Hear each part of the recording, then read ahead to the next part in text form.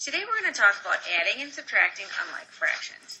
We're going to take a look at this a little bit differently than we did in class today, and I hope this will help for you to understand it a little bit better. Okay, we're going to start off with 1/2 plus 1/4. Now last time when we talked about labeling fractions of a shape, we talked about how important it was that they were the same size. So in order for us to do that, we need to make sure that we have 1/2 and 1/4 equal. Well, I know I can take my 1/2 and I can split that into fourths so that they're equal. So now my picture shows that I have 2/4 plus 1/4. Now, 2/4 is equal to 1/2. Some of you might say, well, I know that 2 times 2 is equal to 4. Well, anything I do on the bottom of my fraction, I have to do the same thing on the top. So I can also do 2 times 1 is equal to 2 to get 2/4. So that is another way you could find your 2/4 so that they're equal. All right, now that our fractions are equal, we want to find out how many we have all together. Fourths is still going to be our denominator because it still takes 4 pieces to make one whole circle. Now I have 2/4 plus 1/4, and that is equal to 3/4. Let's try another one. This time I have 2/3 and I have 1/6. Again, I know I can split my 3 into 6, and that 2 times 3 is really equal to 6. So I am going to take my thirds and make it into 6.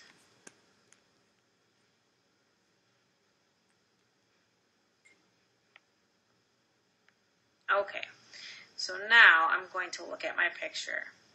I have 4/6 in my picture. Again, if I use multiplication, if I did 2 times 3 to get 6 on the bottom, and I do 2 times 2, doing the same thing on the bottom as I do on the top, I get 4/6.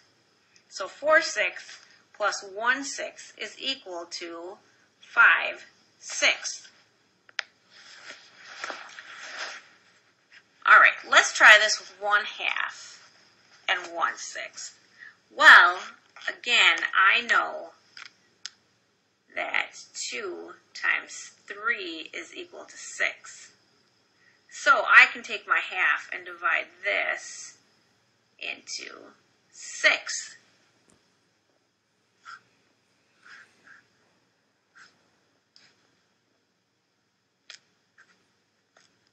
Now, if I count and I look, and again, I have 3/6, or if I'm going to use my multiplication method, I know that I have 3 times 2 is equal to 6, and I multiply the top by the same thing as I multiplied on the bottom. So 3 times 2 is, 3 times 1 is equal to 3, so I have 3/6.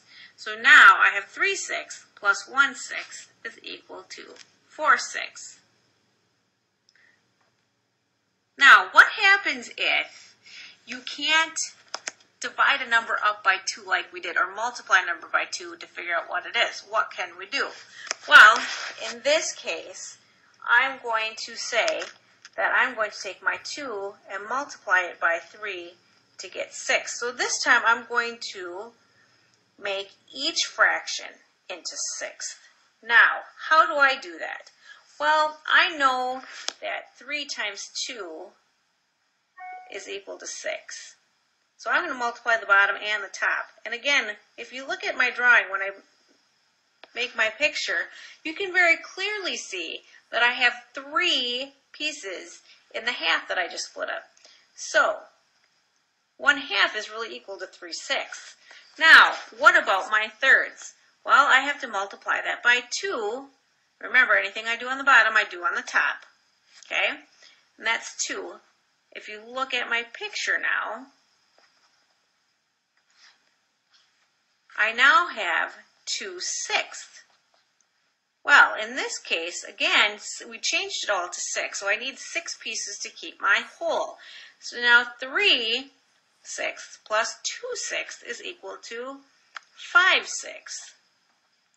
Does the same thing work for subtraction? Yes, it does. Now, I know that 2 times 2 is equal to 4. We're going to keep this in fourths.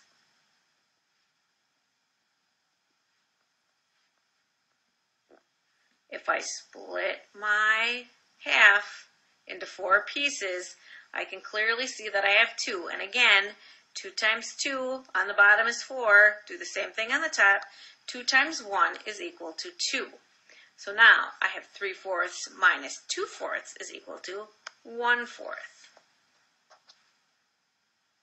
Same thing with my thirds. I know that I can keep it in sixths because 2 times 3 is equal to 6. Again, if I multiply the bottom by 2 to get 6, multiply the top by 2 because it has to be the same. And if you look at my drawing, that's exactly what I did. 2 times 2 is equal to 4. The 6 stays the same. Again, I need 6 pieces in my whole. So now I have 4 sixths. Take away 1 sixth, which is equal to 3 sixths. Just like when we did with the adding, looking at my thirds and my halves, I am going to take 3 times 2 to get 6. So I'm going to change my whole fraction problem into 6. Okay, 3 times what? 3 times 2 is equal to 6. Multiply the bottom, multiply the top. You can see me making that into 6. 2 times 2 is 4. So I get 4 on top, just like my picture shows me. Now I multiply 2 times 3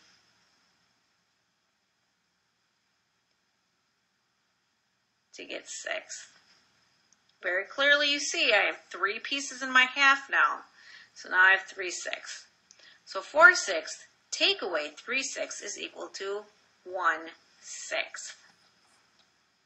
Now next time we're going to be doing some of the same things, except we're going to be adding whole numbers. So we'll be subtracting and adding mixed numbers.